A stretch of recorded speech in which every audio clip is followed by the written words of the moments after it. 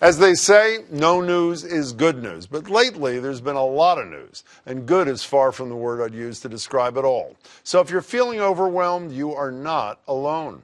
Topping the list of news items stressing people out, this is according to a recent survey from the American Psychological Association, mass shootings, terrorism, climate change, the election, and generally keeping up with everything that's going on. So to balance things out, a lot of people have started to seek out more positive stories, including local journalist Michelle Oberg Figueroa. Back in 2018, she started something called the Good News Movement Instagram page, curating, you guessed it, good news only. Now she's celebrating some good news of her own.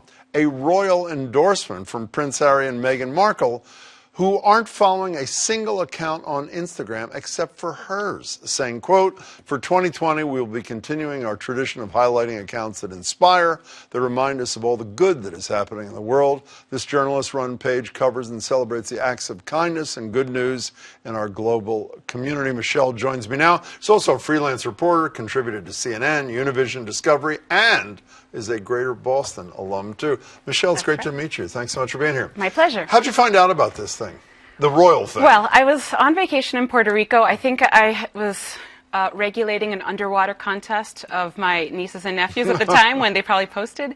And I turned on my phone. We're driving from Rio Grande to San Juan.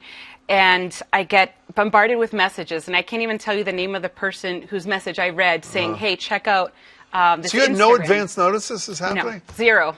So did you believe it when you first read Well, this it thing? linked to their official page. And then that you was checked verified. it out. So what was the feeling when you saw that?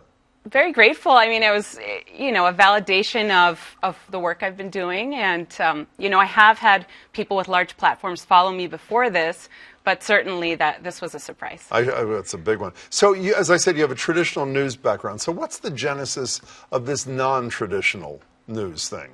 In what sense? Not I mean, where had this come from? I mean, non-traditional meaning good news. I took a look today, for example, just to give you a sense. I looked at the front page of the New York Times. 5 bad news stories, I would argue, 0 good.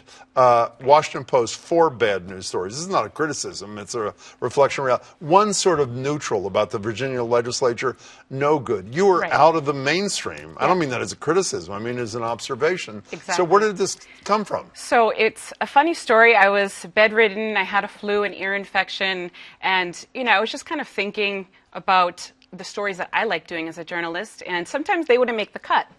You know, they're called the kickers, the last segment that's reserved for the end of the news program. Animals often, and babies, yes. Yeah, and well, in my case, they weren't animals and babies, but they were feel-good stories that were great unless there was breaking news from Venezuela on CNN Spanish. Right. And then they got bumped. So I said, why don't I create a space where there's no limit or restrictions and, you know, meet the people where they are on their phones. Did you think there was a hunger for this, or was this for you?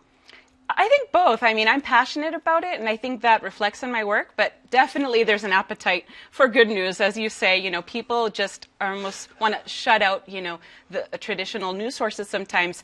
And if you think about it, you can be, as a social media user, you can be your own producer. You can select what you follow and what you don't follow. So, you know the great line from Lily Tomlin? She says, no matter how cynical I get, I just can't keep up. Well, that's sort of me. So I go to your Instagram page, and I have to say, I am convinced I'm going to say, this is the biggest pile of, you know what? It's unbelievable. Let me just highlight a couple of stories. Here's a video you posted about a young man, I think he's 12 years old, who was colorblind and saw color for the first time. Just watch this.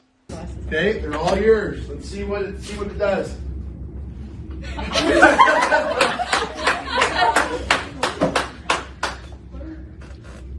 So what do you think then? Look pretty cool? He cried.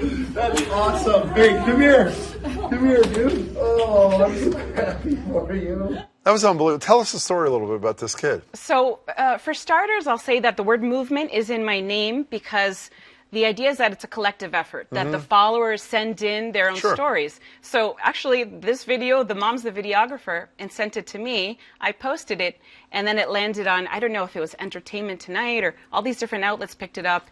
It went viral, I think, this one. So it's cool that you know, the paradigm's shifting, and now the content is coming directly from from people loading it to Facebook, Twitter, Instagram. So that's part of the content that I share. So most people don't know they're little kids. Some people watching may have heard of this guy, Tom Brady. I assume a few people have heard of the guy, number 12. Right. A big fan of Brady's. House burnt down. And what survived the fire? The jersey. The That's jersey, it. the Nothing Tom else. Brady jersey. Right. And then, no medicine, just the jersey. Tell us the rest of the story.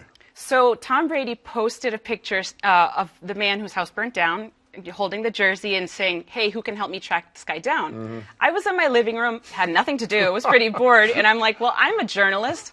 If anyone can dig for this, it's me. So I got in touch with the California guy, and he was flabbergasted. He couldn't believe it.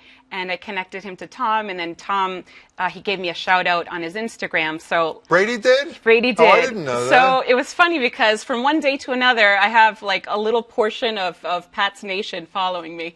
So that was, it was a nice boost. Can you ask him if he's retiring and let me know? I wish I had that privileged information. I don't live far from him, but I've never met him. Tell me one last piece we have time for. You were celebrating acts of kindness directed to delivery people who talk about stress or the ultimate stressees come holiday time. What'd you do on that front? So, so delivery workers, they work hard hours, they're rushed, they work for Amazon, UPS. So I encourage people to leave their snacks out for them and use the hashtag delivery worker appreciation. And so really the page is about good news, but it's also about using the platform to connect people who want to help, which is a lot of people. A movement. To people, yes, to help people, that would appreciate it, like delivery workers. So you talk about how this is a collaborative effort, obviously, but how hard is it to find enough good news? It's not? It depends. There's some days, like, in any kind of news, good or bad. I mean, some days there's more than others. I post more than others. Some days I'll have 5 or 6 posts. But even in a situation like Puerto Rico that just had an earthquake, and that's bad news, of course, there are these little stories of hope and humanity of people helping each other. So I do have to, do my work as a journalist and dig and kind of look around. But this is not a Trump antidote, or was it a Trump antidote? No, and I'm totally politics free. And some people try to convince me to post something, and I said there's plenty of outlets that handle politics. So just tell us, for those who want to say, what's the criterion for a good news story? For example, we read today that your 2 followers, Harry and Prince Harry, and Meghan Markle, are going to withdraw from the senior ranks of the royal family, going to move to America, start gaining independent income. Does that qualify as a good news story? Would I it? think I'll leave it alone.